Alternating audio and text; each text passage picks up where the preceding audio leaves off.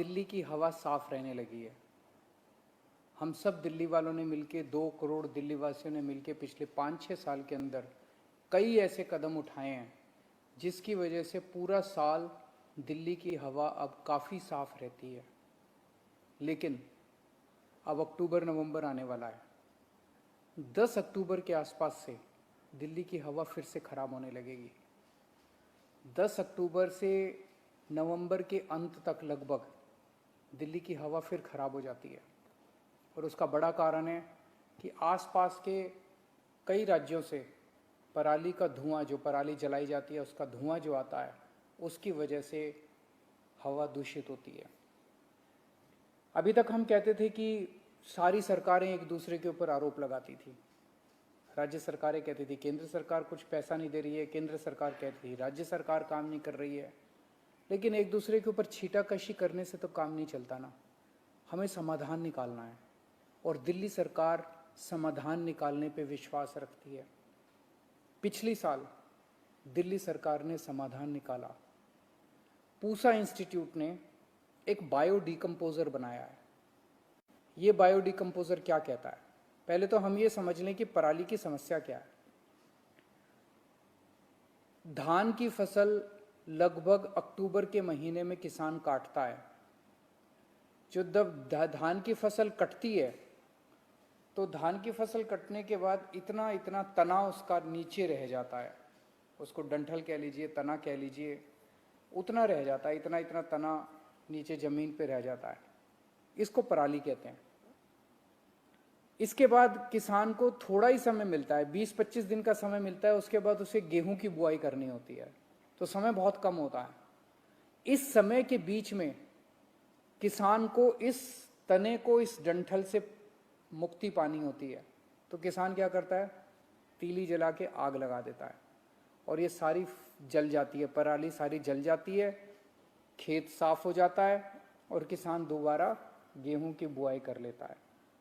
इसकी वजह से धुआं पैदा होता है। अभी तक हम लोगों ने किसानों को टारगेट किया। जो किसान अपने खेत को जलाएगा उस पर पेनल्टी लगाई जाएगी। सरकारों ने क्या किया? दोष सारा सरकारों का है, दोष किसान का नहीं है। सरकारों को समाधान देना चाहिए था, सरकारों ने समाधान नहीं दिया, सरकारें दोषी हैं। पिछले साल दिल्ली सरकार ने समाधान निकाला। पूसा इंस्टीट्यूट ने एक बायो डिकम्पोजर बनाया है, बेहद सस्ता है।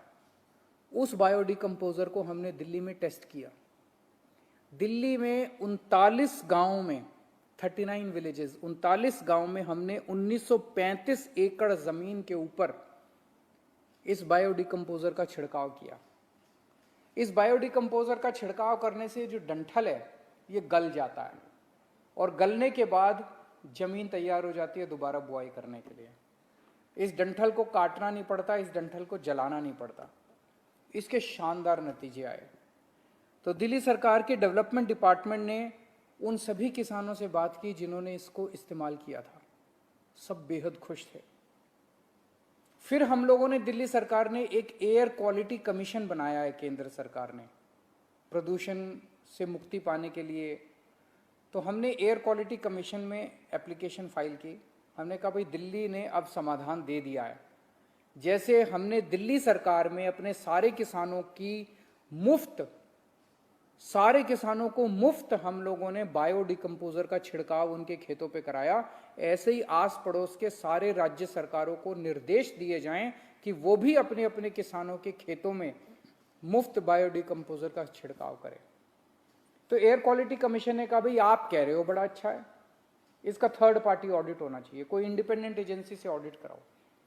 तो दिल्ली सरकार ने केंद्र सरकार की एक एजेंसी से कहा, वेबकॉस केंद्र सरकार की एक संस्था है, हमारी नहीं है, दिल्ली सरकार का उस पर कोई कंट्रोल नहीं है। वेबकॉस एक एजेंसी है केंद्र सरकार की, उसको कहा कि आप इसका ऑडिट कीजिए, आप इसकी जांच कीजिए और देखिए कि जो दिल्ली सरकार ने ये बायो डिकम्पोजर का इस्तेमाल किया है क्या ये अच्छा है, इसके क्या नतीजे हैं। वेबकॉस की अब रिपोर्ट आई है, उन्होंने पूरी अपनी जांच कर ली है।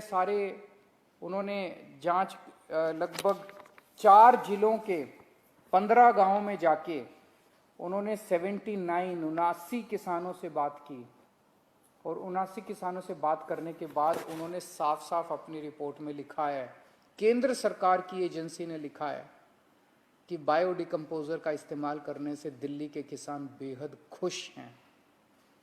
इसके जो नतीजे आए वो बड़े उत्साहवर्धक हैं। 90% किसानों ने कहा कि 15 से 20 दिनों के अंदर उनकी पराली गल गई और उनकी जमीन तैयार हो गई अगली गेहूं की फसल बोने के लिए। किसानों ने बताया कि पहले 6 से 7 बार, गेहूं बोने से पहले 6 से 7 बार खेतों की जुताई करनी पड़ती थी। बायोडिकम्पोजर को इस्तेमाल करने से 1 से 2 बार जुताई करने से ही काम चल गया, फायदा हुआ बहुत।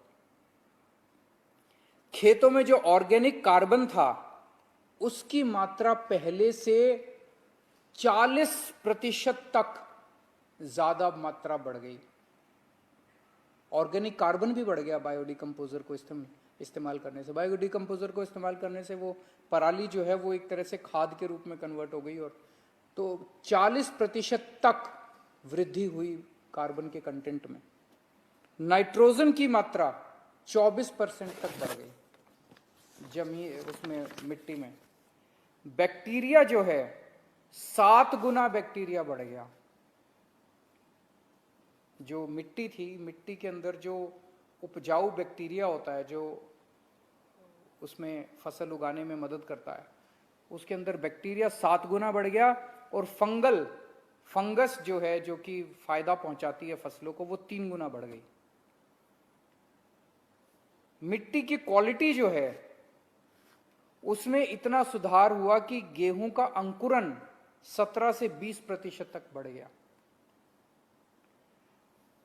लगभग आधे किसानों ने यह स्वीकार किया कि बायोडिकम्पोजर को इस्तेमाल करने से जो डीएपी खाद है वो पहले ये लोग 46 किलो प्रति एकड़ इस्तेमाल करते थे, वो घट के 36 से 40 किलो प्रति एकड़ हो गई। मतलब फर्टिलाइजर खाद का भी इस्तेमाल कम हो गया, खाद भी कम इस्तेमाल करनी पड़ी।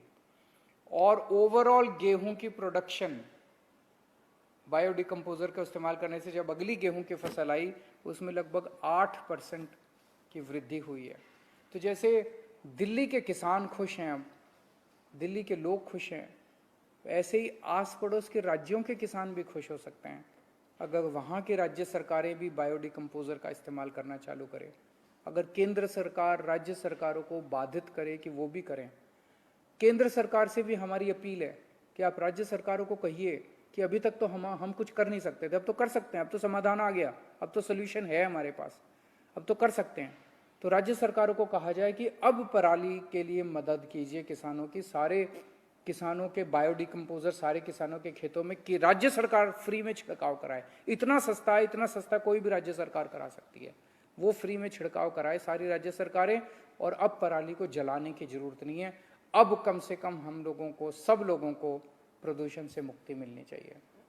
ये रिपोर्ट लेके मैं 1-2 दिन में समय लेके केंद्रीय पर्यावरण मंत्री जी से भी मिलने के लिए जाऊंगा और उनसे गुजारिश करूंगा कि वो व्यक्तिगत तौर पे इस मामले में दखल अंदाजी करें।